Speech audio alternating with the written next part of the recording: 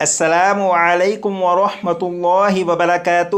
امید کرتا ہوں آپ خیر و عافیت سے ہوں گے۔ آسان اور مختصر تجوید القرآن کورس کی الحمدللہ یہ کلاس نمبر 14 ہے، اور کلاس نمبر 14 سے وقف کے قواعد کو شروع کریں گے۔ اور آج کلاس نمبر 14 میں وقف کا جو قاعدہ پڑھیں گے، اس ایک قاعدے کے ذریعے قرآن پاک کی 4600 سے زیادہ آیات میں وقف کس طرح کر کے پڑھتے ہیں یہ آپ کو معلوم ہوگا۔ یہاں پر دیکھیں لکھا ہے وقف، تو پہلے وقف کے بارے میں پڑھیں گے کہ وقف کہتے کسے ہیں، اور اس کے بعد پھر وقف کا جو قاعدہ پڑھنا ہے اس کی طرف چلیں گے۔ اسے آپ پڑھیے گا وقف وقف وقف 6 مرتبہ۔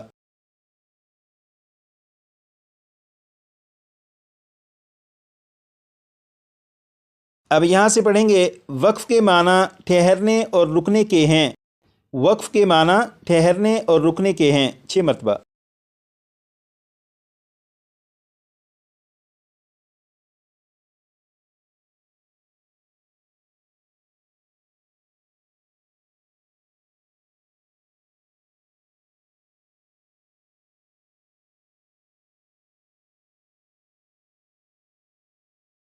آپ نے پڑھا وقف کے معنی ٹھہرنے اور رکنے کے ہیں، اس کی مزید وضاحت یہاں پر کی گئی، یعنی جس کلمے پر وقف کریں۔ یہاں پر لکھا ہے کلمے، کلمے سے مراد ہے لفظ، اس کا مطلب یہ ہوگا یعنی جس لفظ پر وقف کریں۔ اب اسے یہاں سے پڑھیں گے، یعنی جس کلمے پر وقف کریں، یعنی جس کلمے پر وقف کریں 6 مرتبہ پڑھے گا۔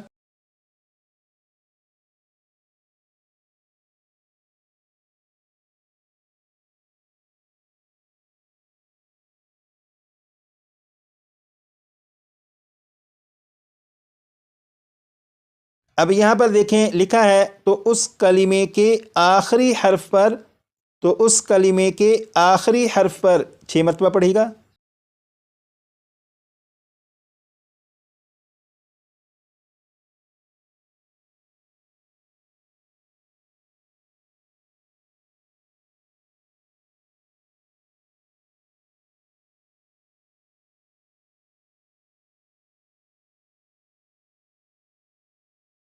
اب یہاں پر دیکھیں لکھا ہے آواز اور سانس دونوں کو ختم کر دیں۔ آواز اور سانس دونوں کو ختم کر دیں 6 مرتبہ پڑھے گا۔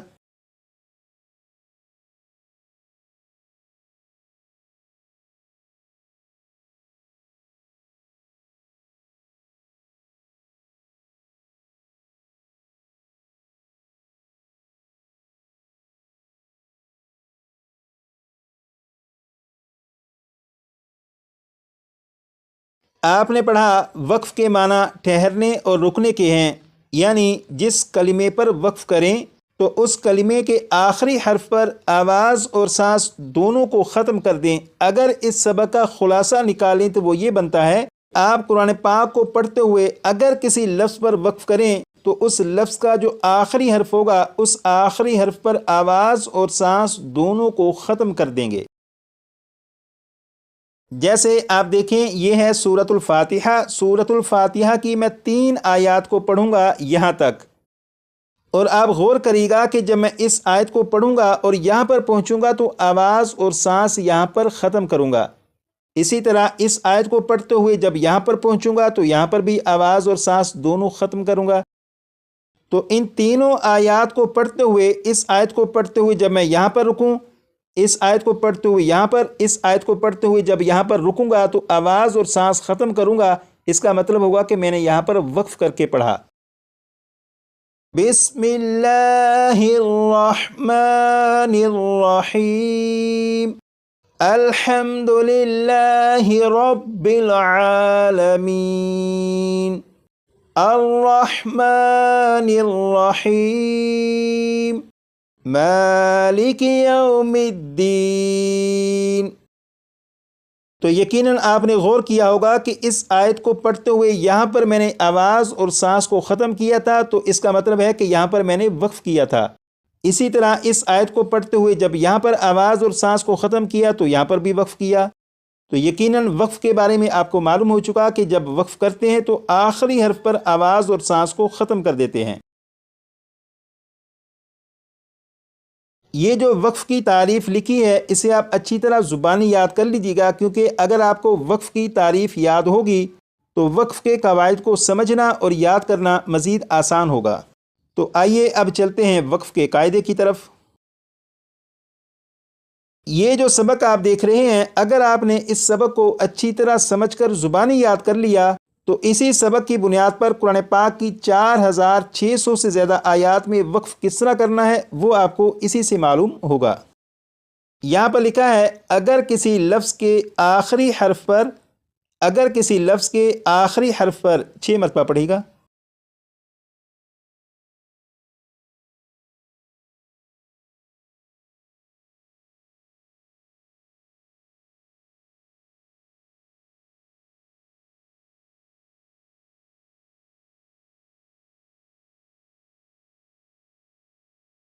اب یہاں پر دیکھیے گا، زبر زیر پیش، 2 زیر 2 پیش، کھڑا زیر یا الٹا پیش ہو تو زبر زیر پیش، 2 زیر 2 پیش، کھڑا زیر یا الٹا پیش ہو تو اسے بھی 6 مرتبہ پڑھے گا۔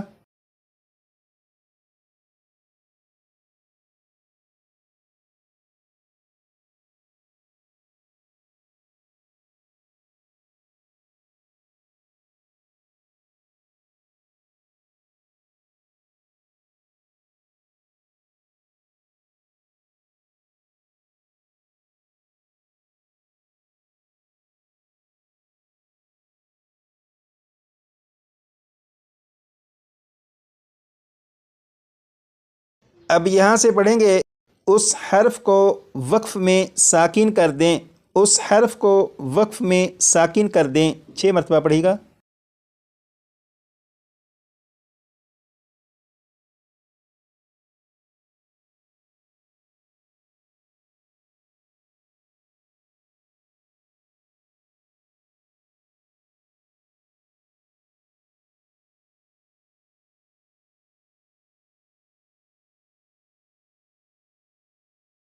یہاں پر آپ نے پڑھا اگر کسی لفظ کے آخری حرف پر، تو یہاں سے یہ جو لکھا ہے لفظ اور یہاں پر لکھا ہے حرف، لفظ اور حرف میں کیا فرق ہوتا ہے پہلے یہ فرق معلوم کرتے ہیں۔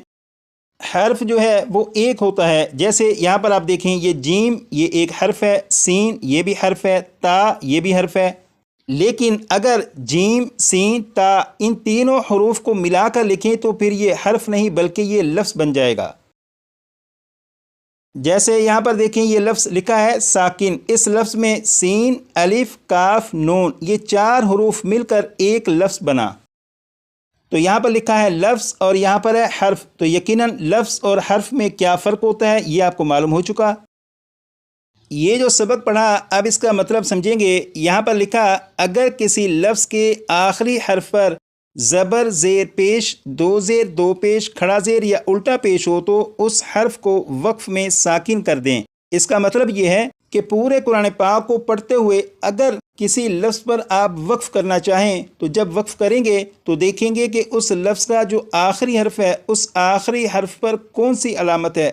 اگر ان 7 علامتوں میں سے کوئی بھی علامت ہوئی تو جب وقف کریں گے تو اس حرف کو وقف میں ساکن کر دیں گے۔ جیسے یہاں پر آپ دیکھیں یہ ہے زبر، یہاں پر لکھا ہے زیر، زبر اور زیر کو آپ ذہن میں رکھیے گا۔ جیسے یہاں پر آپ دیکھیں یہ ہے سورۃ الفاتحہ، اس سورت کی آیت نمبر 1 اور آیت نمبر 2 کو جب میں پڑھوں آپ غور کریے گا کہ اس آیت کا جو آخری لفظ ہے اس لفظ کا آخری حرف ہے نون، نون کے اوپر زبر ہے، لیکن جب میں یہاں پر پہنچوں گا تو نون کے اوپر جو زبر ہے اس زبر کو نہیں پڑھوں گا بلکہ نون کو ساکن پڑھوں گا۔ اسی طرح یہاں پر یہ جو لفظ ہے اس لفظ پر جب وقف کروں گا تو یہاں پر میم کے نیچے جو زیر ہے اس زیر کو نہیں پڑھوں گا بلکہ میم کو ساکن پڑھوں گا۔ جیسے الحمدللہ رب العالمین الرحمن الرحیم، تو یہاں پر نون کو ساکن پڑھا، یہاں پر میم کو ساکن پڑھا، تو ایسا کیوں ہوا؟ اس سوال کا جواب یہ ہے کہ ہم نے قاعدہ یہاں پر یہ پڑھا کہ اگر کسی لفظ کے آخری حرف پر زبر زیر پیش، 2 زیر 2 پیش، کھڑا زیر یا الٹا پیش ہو تو اس حرف کو وقف میں ساکن کر دیں۔ یعنی قرآن پاک کو پڑھتے ہوئے اگر کسی بھی لفظ پر وقف کریں گے تو اس لفظ کے آخری حرف پر اگر ان 7 علامتوں میں سے کوئی بھی علامت آ جائے تو آخری حرف کو ساکن کرنا ہے۔ تو یہ زبر اور یہ زیر، یہاں پر یہ جو لفظ ہے اس لفظ میں نون کے اوپر زبر، یہاں پر اس لفظ میں میم کے نیچے زیر، تو اس وجہ سے نون کو اور میم کو ساکن کر کے پڑھا، کیونکہ نون کے اوپر جو زبر ہے اور میم کے نیچے جو زیر ہے یہ ان 7 علامتوں میں سے ہیں۔ قرآن پاک کی 4600 سے زیادہ ایسی آیات ہیں کہ ان آیات کے جو آخری الفاظ کے آخری حروف ہیں ان کے اوپر ان 7 علامتوں میں سے کوئی نہ کوئی علامت ہوتی ہے۔ اس لیے اگر آپ اس قاعدے کو زبانی یاد کر لیں گے تو قرآن پاک کی 4600 سے زیادہ آیات میں وقف کس طرح کر کے پڑھنا ہے وہ آپ کو بڑی آسانی سے معلوم ہو جائے گا۔ اور سبق کو یاد کرنے کا بڑا آسان طریقہ ہے کہ 25 سے 30 مرتبہ پڑھے گا، انشاءاللہ سبق بھی آپ کو یاد ہو جائے گا۔ اور سبق آپ کا ہے کتنا سا؟ بہت تھوڑا سا سبق ہے۔ جیسے یہاں پر دیکھیں، ایک حصہ یہ والا اور دوسرا حصہ یہ والا، اتنا سا سبق ہے، اسے 25 سے 30 مرتبہ پڑھ لیجئے گا۔